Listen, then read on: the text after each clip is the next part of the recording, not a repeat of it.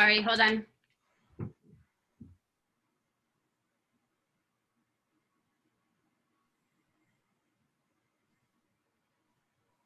Can everyone see that okay? Yeah, I believe I can see it fine on our screen, and I pinned you, so everybody should be on there. Okay. Okay, I'm hoping this works. Like, please tell Meg if it doesn't, or tell me if it doesn't.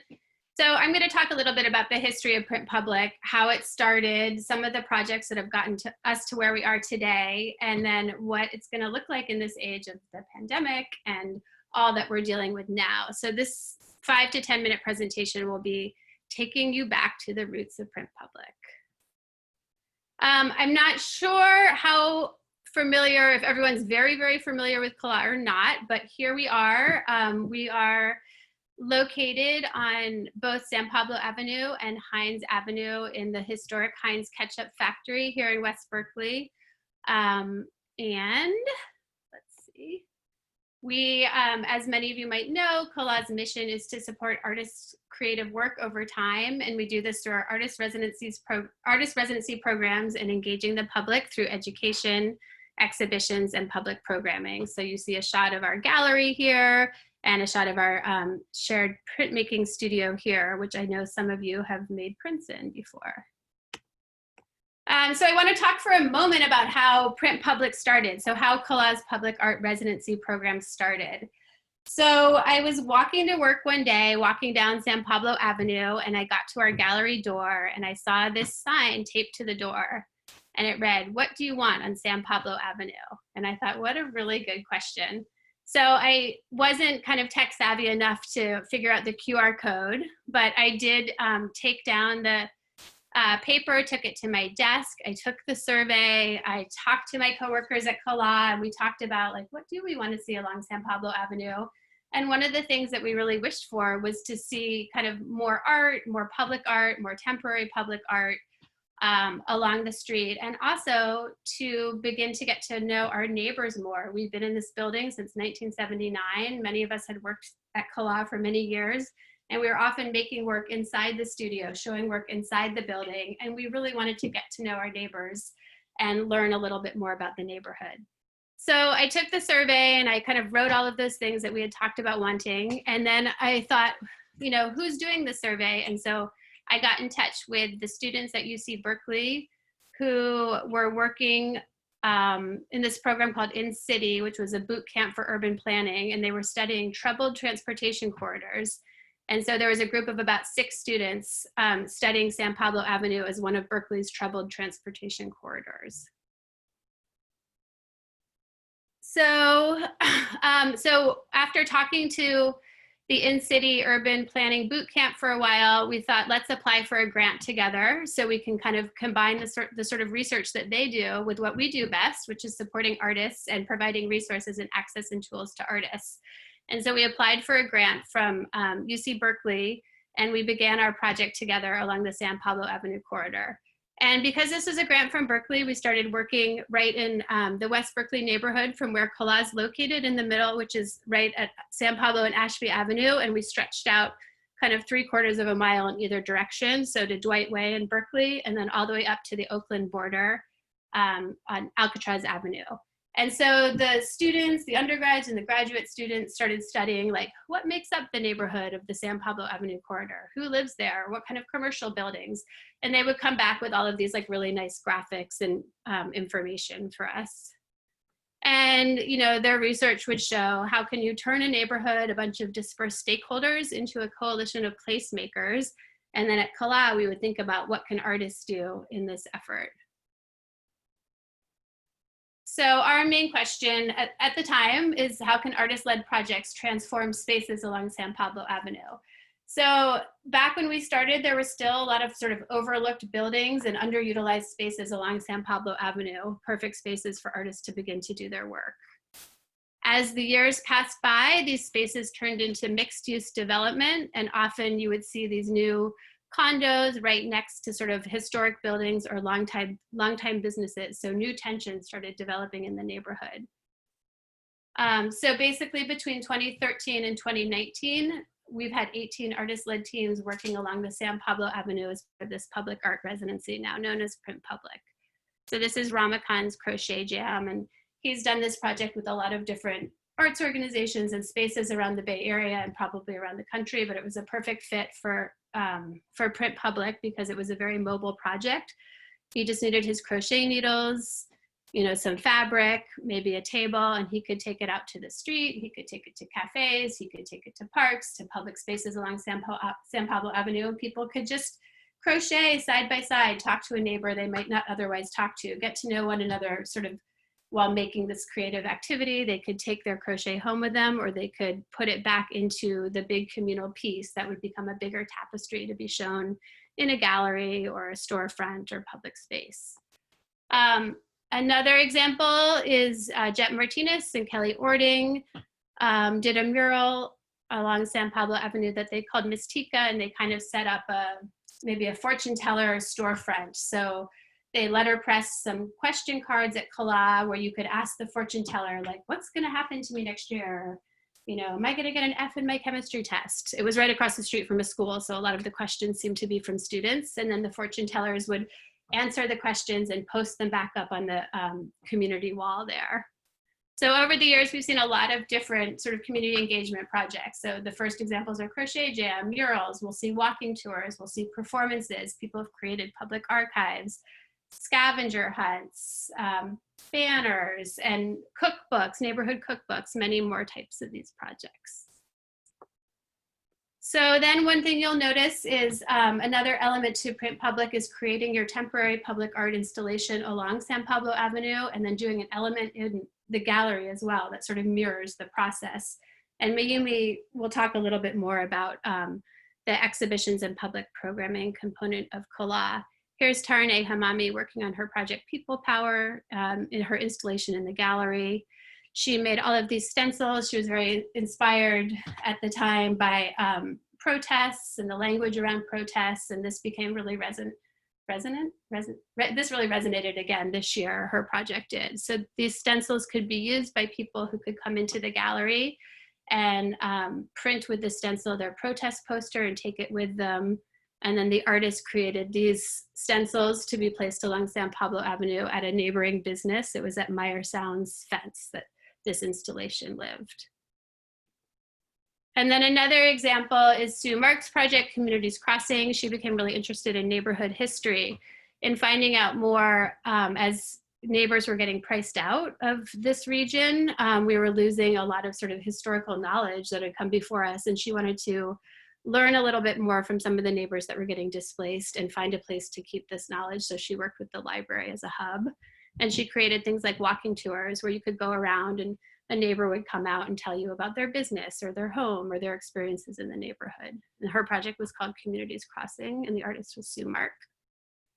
And then this was the element as it moved back into the gallery. So one of the businesses she interviewed was Fred from Williams Appliance on San Pablo Avenue, and you can see him.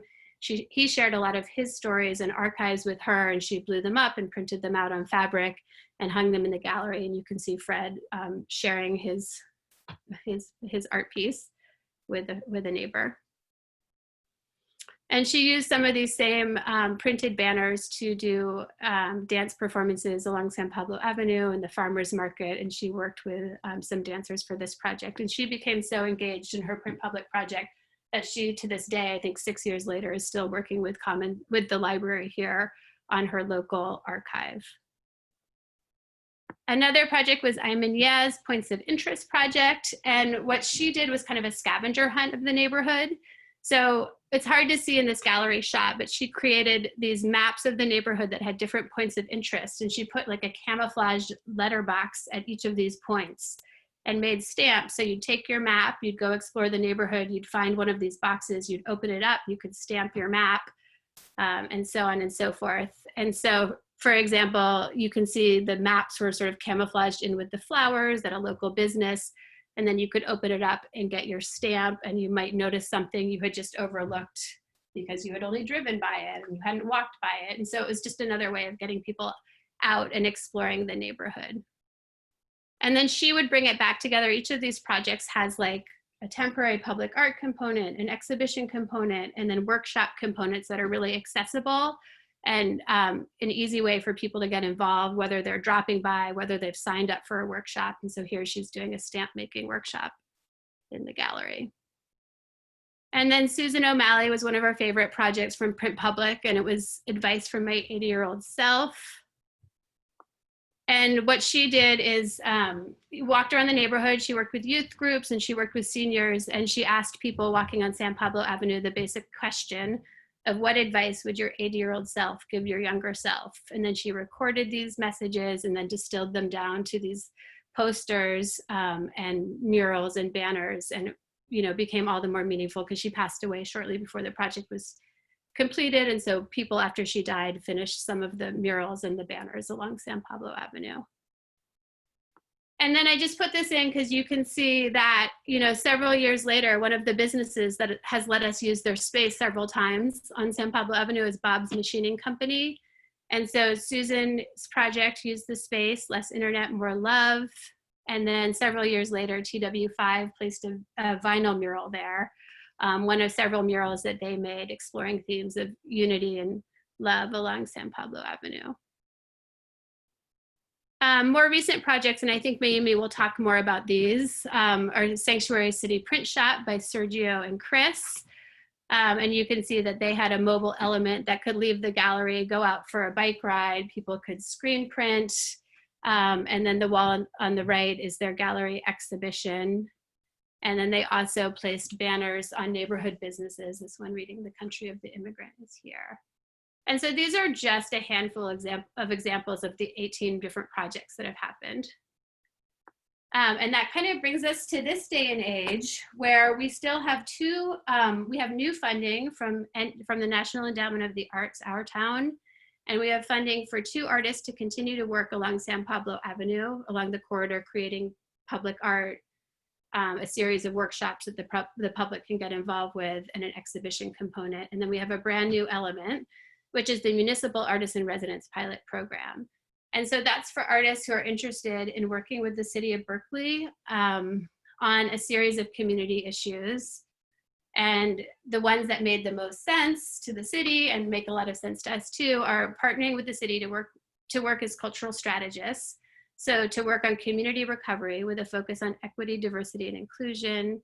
And projects may address challenges to inclusive growth, closing stark racial inequities, driving community-led change, and shaping equitable pandemic recoveries. And that's just a small sample. Your proposal can go way beyond that. It could, be something we haven't seen before. The city is going to read all of these proposals and ultimately pick 4 proposals to pay those artists, I think $500 to find out a little bit more about what department they'll be matched with, and then have a chance to present their project to the people they'll be working with at the city of Berkeley.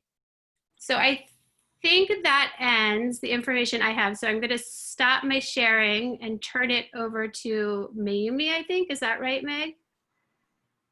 Yes, Mayumi will go next. Let me just get Mayumi's spotlight. Continue. So Mayumi is now going to go over a little bit of information about what it looks like to have the public side of Print Public back inside into the gallery. I also just want to note a couple things. I'm getting a couple questions on the side and in my email, but I will go over some of the more application guidelines and whatnot after Mayumi talks. Yeah, hi everyone, thank you. And I hope you can hear me okay. And are you guys hearing me okay? I hope. And so I will just screen share my website. I mean, like the website from the last show we did with the Print Public. And some can be just like what Ellen already talked about. And so I will just go over like what we did in the past as exhibition and public programs and outside project or the engagement on San Fabro. And so let me share that. And after that, I can also talk a little bit more about this particular group, when will be the exhibition and etc. So let me share first.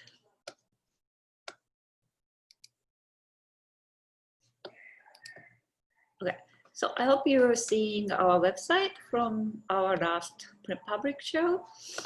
So let me share the gallery. So as some of them Ellen already talked, but this is the piece with Lexa Wash. It's the San Fabro Cookbook, and this is from the gallery installation.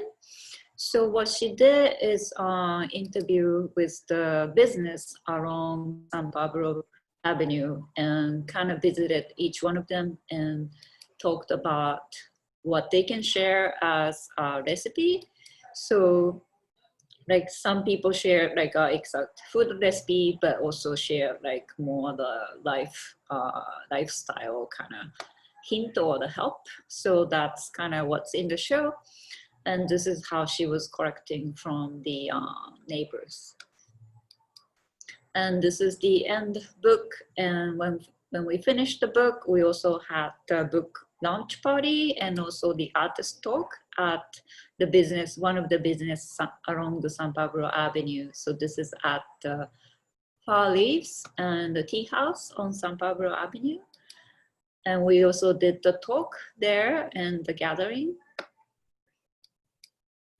And so this is a piece by Doreen Jane Oni Esala. So she's one of the jurors for the San Fabro public art side of the print public this year. So she did the San Fabro stories. So she documented the people who she encountered and also businesses along the San Fabro Avenue. So, and then this is the installation view from the gallery. And this is she who's doing the layout with me. And so she went along and interviewed people and did the portrait. And also she did the workside workshop, like outside workshop on San Fabro, putting the table out and having the walkabys to just join her workshop. And so some of the work were presented in the gallery too. And she also produced some of the books from the project, so that was also in the gallery. Yeah. And this is the installation piece by Grace Rosario Perkins. So her project was to work with the youth and collaborate with the neighborhood youth organizations. So she worked with Golden Gate Library. Also, she was trying to teach with some of the schools alongside of the San Fabro. So she basically did the silk screen print with youth and also used some of her silk screen prints to have students interact with her work. And we were going to do a fashion show with her, but because of her kind of situation, that the event itself was canceled, but we showed some of the work in the gallery. Sorry, let me just go back to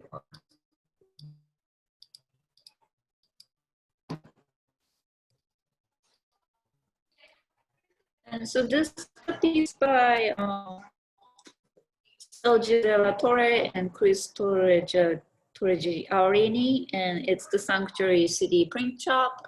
So as Ellen was saying, we took this cart out on San Fabro and we did some of the silk screen printing outside. And we also print those screens inside of the gallery. So the actual things was printed directly on the screen, printed on the wall. But the main part is the getting the people know about the situation about the Sanctuary City, and these are the messages from the people who came to some of the protests or the people who are here as immigrants. And this is the piece, installation by Christy Chen. It's called Everybody Eat Lunch. So she had the strangers to meet at some of the restaurants alongside of the San Fabro. And so she collaborated with the businesses and restaurants to donate their food.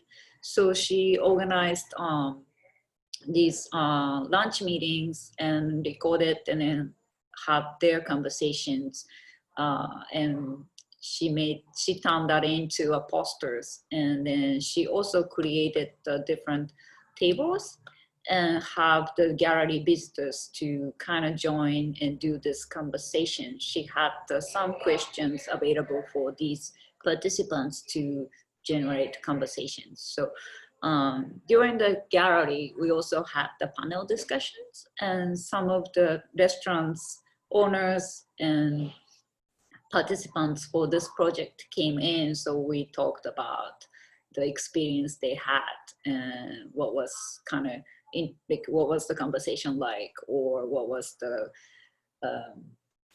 meaning of having in-person connection, etc. And this is the TW5, their projects inside of the gallery, but they also did similar murals alongside along the San Fabro Avenue, as Ellen showed. And this is how we installed, and this is another one on San Fabro. This is another one next to the other building. So for this project, we also did a walking tour of the mural. So we did the talk in the gallery, and then we also did the tour of the murals outside. Yeah, so I think that's it for the screen share. But I can talk a little bit more about the kind of like what might happen for this cycle of print public. It's going to be, so the exhibition will be from September through December in 2021. And the exhibition will be just as I showed. It could be the kind of like the final presentation of your project. And then we can also do, so that, let me just think. So the exhibition can be a work, artwork, or it can be research that came out from your process. And the print public proposal could think about like what would be the project and then what can be the exhibition component. But I think the main part is more the community engagement and the public art element, I think. And so it's going to be 4 artists coming from this cohort, and it could be, it might be a group of artists, or it could be individual 4 artists. And print and public programs can happen during your residency, or it can happen during the exhibition. So I think it's a little bit case by case, and case by case, yeah. We did a lot during the show, but if your proposal includes many other events during the residency, we could also do that too. And right now, it's because of the COVID, I think some of the components like public programs can be a little bit tricky, but if it's happening outside, I think we can do something. And then we can, of course, we can also do the exhibition, but some of the public events itself might be happening online, like this on Zoom. That's great. Thank you. That's it, yeah. Thank you, Mayumi. And there's a few questions coming in, but I thought I could just address a little bit. First and foremost, we decided to split the 2 print public residencies. One, we had the Municipal Arts Residency as its own application, and the other one is San Pablo Print Public, just because they do kind of encompass 2 different ways of working within Berkeley. Some questions that I'm getting asked frequently just prior to this, which kind of prompted the info session, was more or less what are the parameters of the San Pablo project. And right now, with this kind of new wave of this program, the National Endowments of the Arts, we really need it to be within West Berkeley between Dwight Avenue and Alcatraz Avenue. So that's going to be the public presentation of the work. Where do you want to do maybe a temporary mural? Also, the one thing I wanted to note is that I live and I pass by Miss Tika's mural that Kelly Ordney and Jet Martinez did. And I asked, you know, that's really interesting that that's still up there. So there are some businesses that do more permanent style installations or less permanent style installations. One other question that I get asked a lot is, can the installation on San Pablo be three-dimensional? Does it have to be two-dimensional? Does it have to be a print?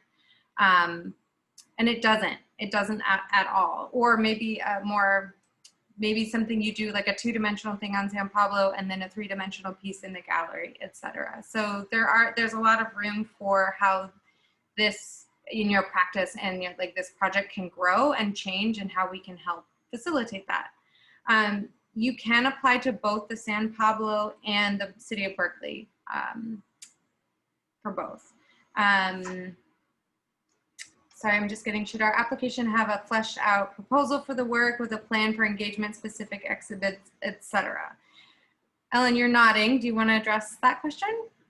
I would say it definitely helps. Like you wouldn't be expected to know exactly like how each workshop will go or, you know, the timeline for each individual workshop. But I think if you can talk a little bit about how you expect to connect with residents and passerbys and, you know, what kind of art making or project that they would be involved with you, I think it's helpful. And something to note also is that the City of Berkeley, you're actually going to be working with City of Berkeley's Health, Housing, and Community Service department. So that's definitely been decided. And 2 people from that department will be on the jury. And that one is a little bit different because there will be people that are invited back to give a more in-depth proposal about that. So another really great question is do partnerships with businesses along San Pablo need to be set before the application and included in the proposal? Absolutely not. We can absolutely help facilitate any sort of relationship or any ideas to help pair you with a business that is one reflective of the work you're doing or one that has got a perfect wall that you could see doing something with. Because we've been doing this since 2013, we have a lot of really great relationships with the local businesses on San Pablo. And maybe Ellen and Mayumi, you can talk a little bit about that. I say if you have any good connection or if you have the particular business or organization who you want to work with, I think go ahead and then really put it out. I think that is already a strong connection. So I think it would be great to include it. Or if you have something in your mind that like you want to work with this type of work or this type of organization, and if we know something already, then we can also facilitate that too. I was going to say one of my favorite things about the project are, as somebody who's like walked the street so many times, then when an artist connects with a business that I've walked by a million times and never noticed, like that happened with Lex's cookbook project. Like now I go to a couple of the restaurants that like even walking by I'd never eaten at, or, you know, so we do love when artists sort of introduce us to new elements in our own neighborhood as well. It's a process of discovery and that happens over the course of the 14 months. I have another question about the City of Berkeley. This artist is saying, given my past experience working with government agencies, clear expectations is really important for successful projects. Could you clarify what the City of Berkeley is expecting from the artists? You want me to take that one, Meg? So this is, as we talked about, a brand new program. And so I'm sure there'll be moments, I think we will try to all have those clear expectations, but it'll be a bit of process of making those expectations clear together. And so we can't say for sure how it'll go with this particular department or with the City of Berkeley. All I know is that everybody has like a great spirit of openness and engagement and interest with the project. So I think if you're somebody applying for the Municipal Artisan Residency program and you like things already figured out, this residency is not that yet. You will be one of the people helping to figure it out. Thank you. Another question that I've had asked from an artist that actually does bicoastal work in New York and San Francisco and the East Bay area. Another artist on here is asking about how we feel about non-people that don't live in Berkeley coming and doing this work. I think the parameters, and Meg, you can correct me if I'm wrong, are Bay Area artists. One of the things that we found to be important is being able to go by regularly and have a real presence in the neighborhood. So it just, even in this age of COVID and more people working remotely, it is important that throughout the 14 months, like, you can have really develop relationships in the neighborhood. So for that reason, it's particularly for Bay Area artists, but not necessarily Berkeley. Yeah, thank you. And I guess I wanted also reiterate, so when you apply for the application 1 with the City of Berkeley or the application 2 with San Pablo, you're guaranteed a 14-month residency at Kala Art Institute studios, printmaking studios. So that means you have 24-hour access up to 3 days a week at our 8,500 square foot space. We reopened at the end of June with strict COVID protocol. So you'd have 2 separate orientations on safe practices, as well as you'd receive storage, so you'd get flat files and cubbies so that you could store work here. At this time, we are not having any in-house, like any in-person classes or workshops in the studio, just to keep everybody safe. Again, as COVID and as the fires and as everything kind of progresses, we're all learning the same thing kind of at the same time. So that could change. You could potentially have an in-person workshop at Kala in the back parking lot of Kala. We can also help facilitate making screens or anything else, that while you're here, what you would want to do. I think a lot of people that are in and out of Kala, especially the teaching artists, are doing more virtual workshops and learning. We have actually had some people in the past do most of their engagement on San Pablo, have their items displayed in the gallery, but then also done off-site workshops where some of that workshop happenings came back into the gallery and was displayed for people to see. So that is something that's also a possibility, but the majority of your engagement should be in West Berkeley on San Pablo between Dwight and Alcatraz. The other thing is that we have a pretty strict monthly meeting with all print public artists. So we're gonna keep tabs and be able to help you all answer questions. And you'll have access to myself and 2 other facility managers up at the studio. And Mayumi and Ellen will also be around. We also do provide help with installation in the gallery. So if you have any kind of wild ideas, we're into that, and we'll try to make it happen as best as possible. A couple more questions have come in. I'm going to read them out. The application prompt states how the Artisan Residency will impact future work. So that does mean how will it help to have access to a space where you can expose screens, make etchings, have a place to print woodcuts or linoleum cuts that other people have done, be able to print digitally. We have 3 Epson large format printers, etc. Another question says, does it need to involve businesses? Could it also just involve individual people living in San Pablo corridor? It's for print public. Yeah, definitely. People have worked with like senior housing. People have worked with people in parks. People have worked with the same people that might sit at the same bus stop at the same time. So I think it really doesn't have to be linked entirely to a business, but sometimes it does help to be linked to some kind of like organization or entity or place where you're going to see the same people over and over again. But like Susan's project just that I showed you just interviewed people walking along San Pablo Avenue. So you don't have to be deeply connected to a business, but that's worked well for certain artists and certain projects. Another question, does future work refer to the project proposal? And I would say, what is your work going to consist over the next 14 months? How is that going to change? Is it going to change from what you initially applied with, or how would it evolve? Or what's your interest in wanting to work along San Pablo? And do you have any experience doing that? And if so, what does that look like? Does that make sense?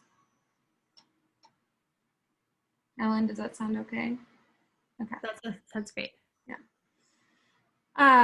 So, and then another question says, how much should we flesh out our idea and application? And, you know, I don't know if anybody is on the slide room at the moment, but on there, there are word limits because we're reading through, several people are reading through these, and then we can always ask more questions. One thing that I like to reiterate is that we do ask for social media handles and any other ways we can find out about your work because we do check that as well. So we want to know what you've been up to. Absolutely. So one question is, would you be able to provide contacts for us with businesses, or do we have to achieve this on our own? And we can absolutely help facilitate those relationships. I don't know what you've all done in the past. Ellen, I think you did a little bit of work with the billboard, and Mayumi, I'm not sure about you. Yeah, so I think I can say that we will provide what we can provide, but then also it comes to also the artists, like who really also connect with them. So I think, as I said, it would be good if you have some idea like who you want to work with or what kind of organization or what kind of business you want to target, then I think that would be really helpful. I think we can definitely work with and then search for the partners, but I think it's kind of the joint effort. So it would be like we work together to make your project happen. Yeah.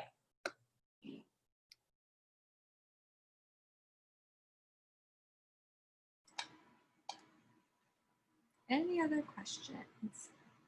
Give everybody a few minutes.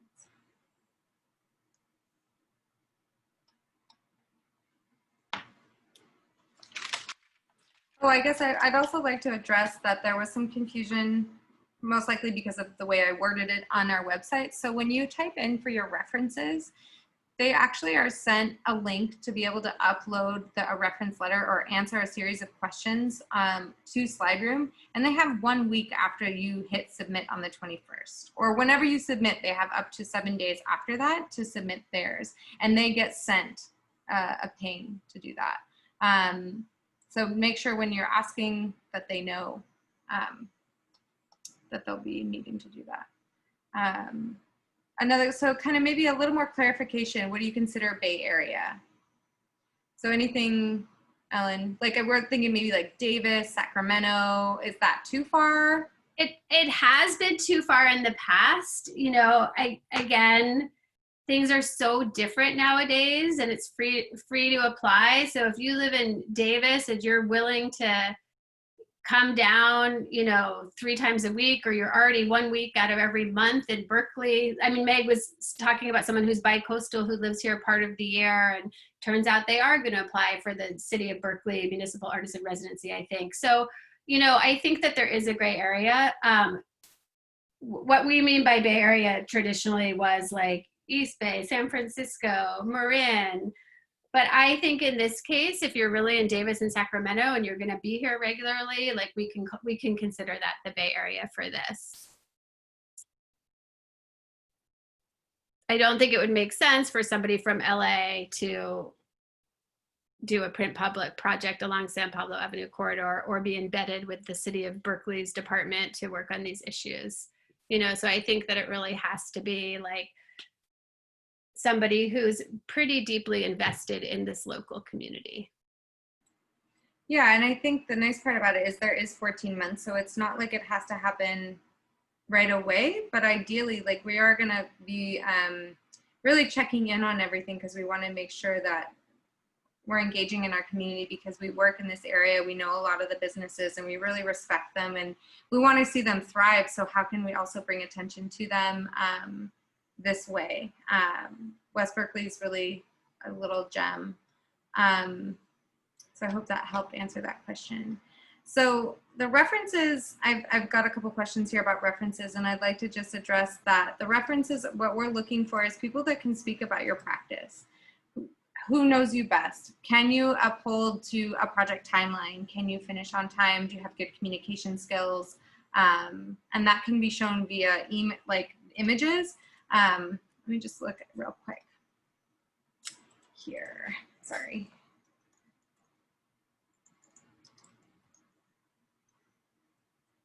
So some of the questions that I ask, if people don't have necessarily a letter of reference kind of that they've sent on behalf of you before, I like to know how long they've known you and in what capacity they've known you, your studio practice, your research and exhibition practice, how do they treat other people? You know, we are a community of printmakers.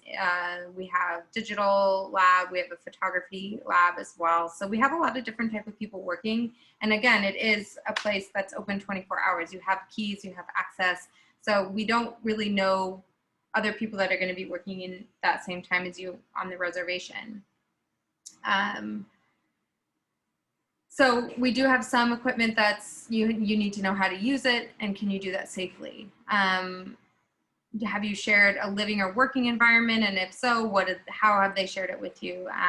Can you work independently? Although we do have those check-ins, can you work with businesses we pair you with, or other people that you might want to bring in as a third party or as a collaborator? How do you work with them?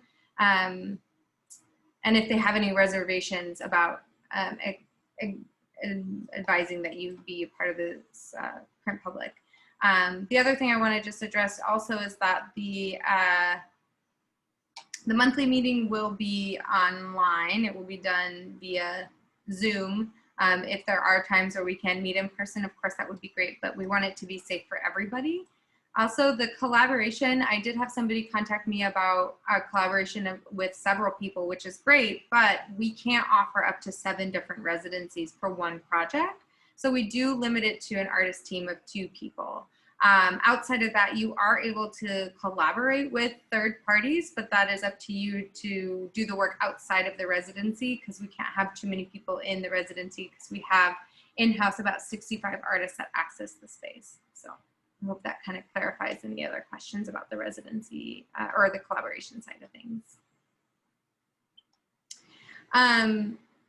So one other question that's coming in, are there any thoughts to coordinate living arrangements for artists not living in the immediate area for short-term or intensive weeks or months instead of traveling back to home in nearby cities? This is something that we are always working on every year to gain a little bit of help with local housing around the area. We do have some community members that we have a housing list with. So if you are accepted in the print public, you'll also be accepted into the residency. And in the back of the handbook, there's a list of about 11 different people that offer up their homes. Again, we haven't had a regular residency since COVID, so I'm not sure how many people are still opening up their home, but there is always Airbnb. There's a ton on Bay Area conscious community housing for 1,000 and under, sublets, etc. So I think that's a conversation we'd have to revisit if you were chosen, how we could help with that.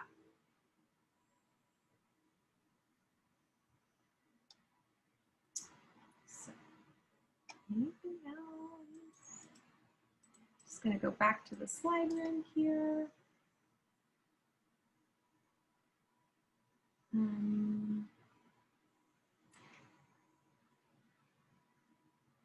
Yeah, so I think the 500 word describe your interest in working at CLAW and how the Print Public Award will affect a specific future project and or how it will impact your overall practice. So we really want to know, like, why do you want to work at CLAW via Print Public? Another question here. Yes, it's absolutely possible to change or resubmit your application. If you send an email to me, you should have received an email about this webinar if you had already submitted via SlideRoom. So go ahead and respond to that and I can unsubmit. Not a problem.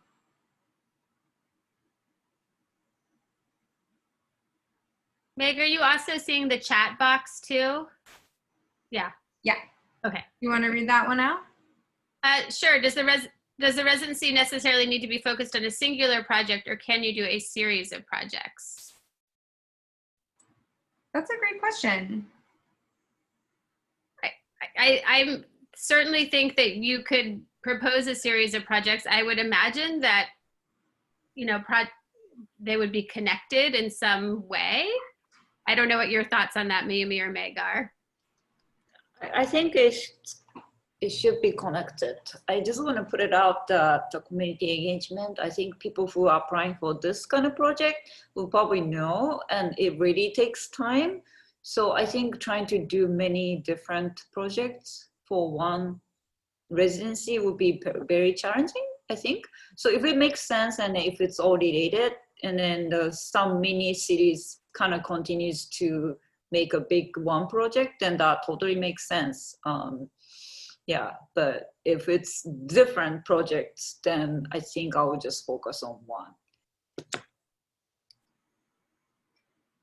Yeah, and I think, you know, the best part about it is that sometimes one project leads to another project, absolutely. If you're needing to make something just to kind of keep yourself moving and momentum, of course, we want you to be able to access the print space to, you know, if you have a linoleum cut you've been dying to print, or you need to do some work on the computer, like, of course, please use our facilities. That's one of the biggest things, is that we want to make sure you're using the facilities regularly. And all of these projects that were on the on the webinar today are on the website. So if you just click onto our Print Public page, you can see all the different our previous artists that have been awarded this from 2008 to 2019 and before. So there's some really great projects up there.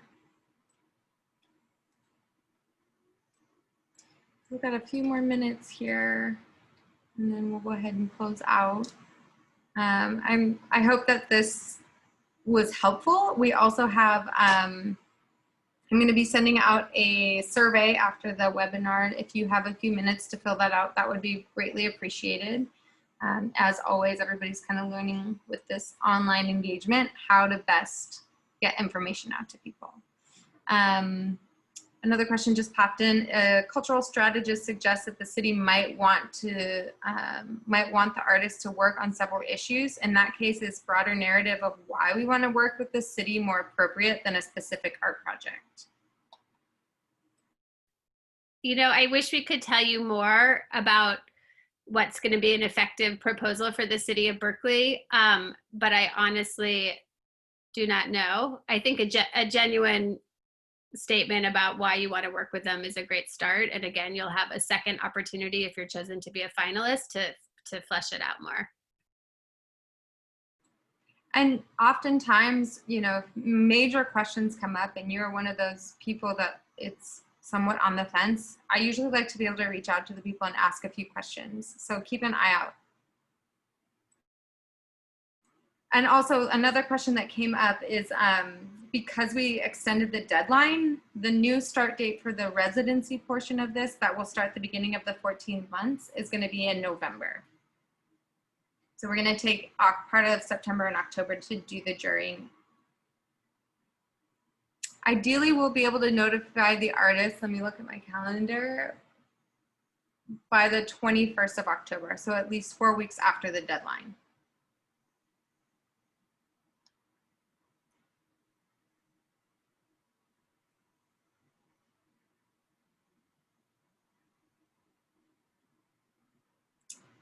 Okay. Any last thoughts that you all have? Ellen and Mayumi? I just wanted to say thanks so much for showing up this evening, and we're looking forward to reading and looking at all sorts of diverse proposals. So thank you. Yeah, same here. It was so nice to see people are interested in the project, and I'm really looking forward to seeing the proposal and working with some of you, like, and maybe many of you later too.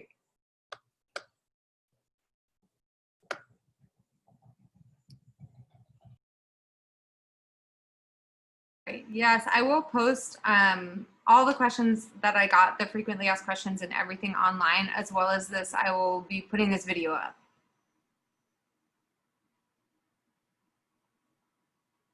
And then please email me. I'm really trying to get back to everybody as soon as possible. I just get inundated with emails, but I understand the deadline is coming up, so I do make it a priority to answer deadline questions.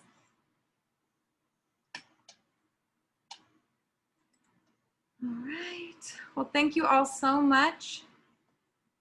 And I look forward to reviewing your applications, as well as Ellen and Mayumi and the city of Berkeley, where this is like a super exciting time for us, and we really want to keep everything on track, especially during COVID. Okay.